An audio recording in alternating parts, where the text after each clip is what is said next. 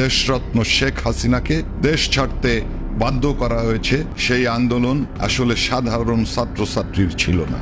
একটি ষড়যন্ত্রের অংশ হিসাবে বাংলাদেশের সেনাবাহিনীর একটি অংশের সহযোগিতায় দেশরত্ন শেখ হাসিনাকে দেশ ছাড়তে বাধ্য করা হয়েছে। শেখ হাসিনার অপরাধ কোথায়? তিনি বাংলাদেশের 14 লক্ষ গৃহহীন মানুষকে থাকার জন্য পাকা ঘর করে দিয়েছেন, স্থায়ী জায়গা দিয়েছেন।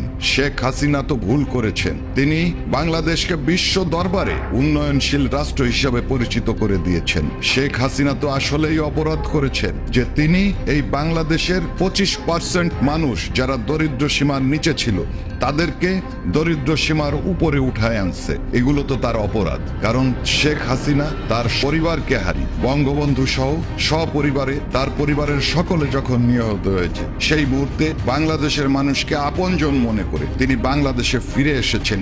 বাংলাদেশের মানুষের ভাগ্য উন্নয়নের জন্য সর্বোচ্চ চেষ্টা করেছেন, এটাই তার অপরাধ। আজকে আমি বাংলাদেশের সাধারণ মানুষকে একটা কথা বলতে চাই, আপনারা আপনাদের বিবেকের মুখোমুখি হন। শেখ হাসিনা যদি এই দেশের উন্নয়ন করে থাকে, তাহলে শেখ হাসিনাকে সসম্মানে দেশে ফিরিয়ে আনার জন্য আপনারা অন্তপক্ষে আপনাদের বাড়িতে বসে আপনারা শপথ গ্রহণ করুন। ওই বাড়ির কয়জন থেকেই শপথ গ্রহণ শুরু হোক, এবং সেই শপথের গুণে আমরা অবশ্যই দ্রুত শেখ হাসিনাকে সসম্মানে দেশে ফিরিয়ে আনবো ইনশাআল্লাহ।